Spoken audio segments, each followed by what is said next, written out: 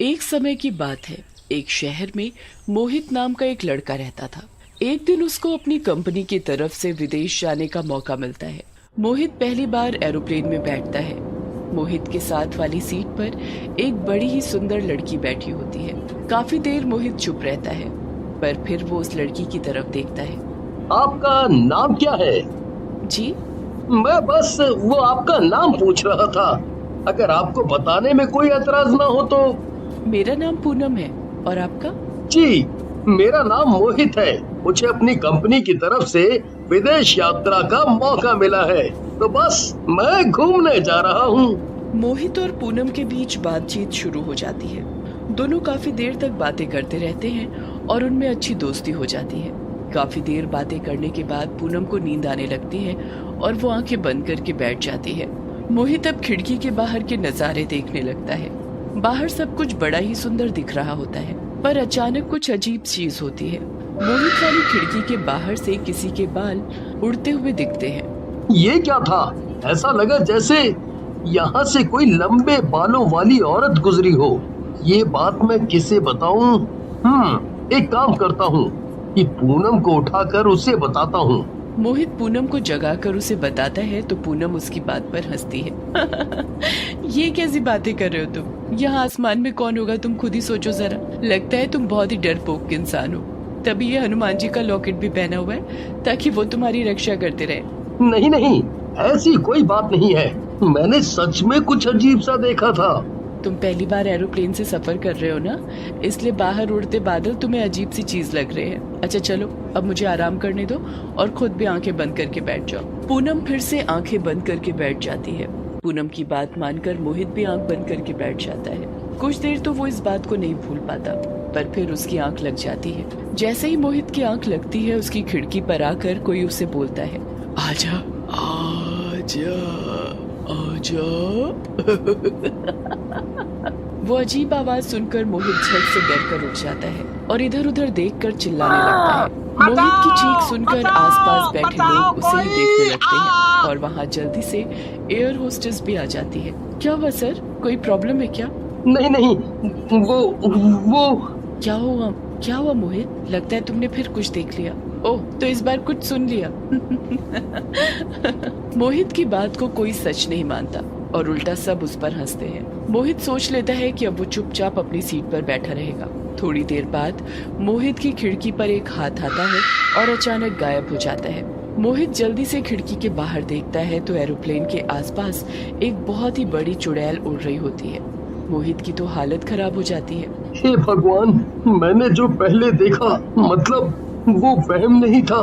अब मैं क्या करूं? अगर मैंने सबको इस वक्त कुछ भी बोला तो सब फिर मुझ पर हंसेंगे।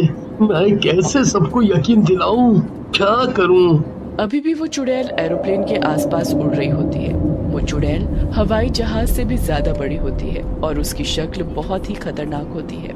अचानक वो चुड़ैल उड़ते उड़ते दूर चली जाती है। मोहित को उसे दूर जाते देख बड़ी तसल्ली होती है।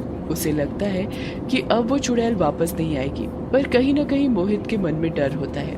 वो डर की वजह से बस पूरा टाइम खिड़की के बाहर ही देखता रहता है कि कहीं वो चुड़ैल वापस ना आ जाए।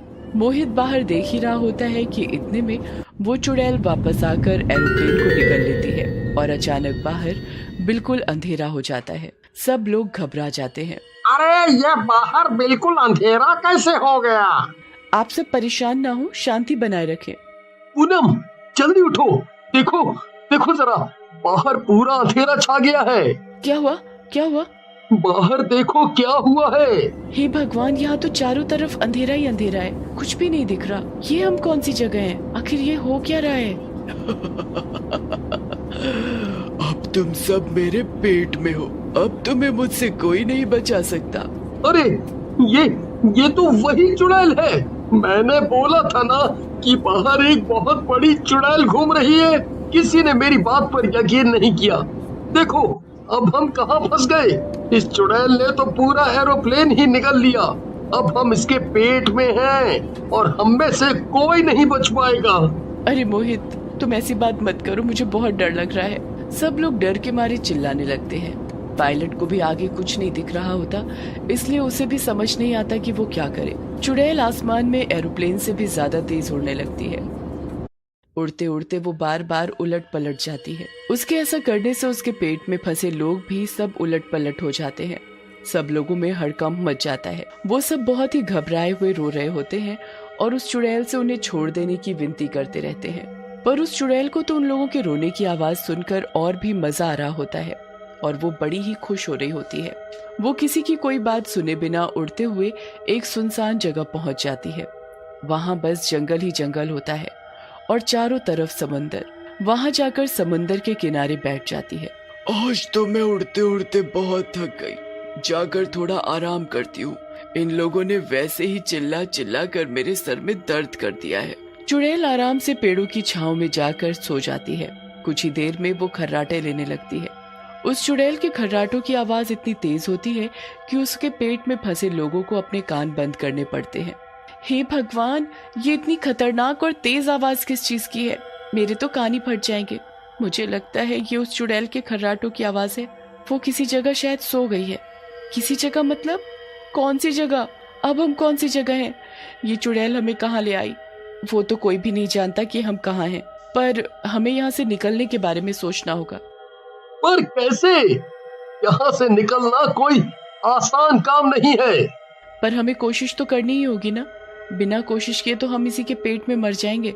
हाँ, ये तो सही बात है। हमें कुछ करना होगा। एक काम करते हैं, पहले हम में से कुछ लोगों को इस चुड़ैल के पेट से बाहर निकालना होगा और कैसे भी इस चुड़ैल को खत्म करना होगा। इतनी बड़ी चुड़ैल को मारना कोई मजाक है क्या? अभी तुमने ही तो कहा था, मरने से अच्छा है कोशिश करके देख लें।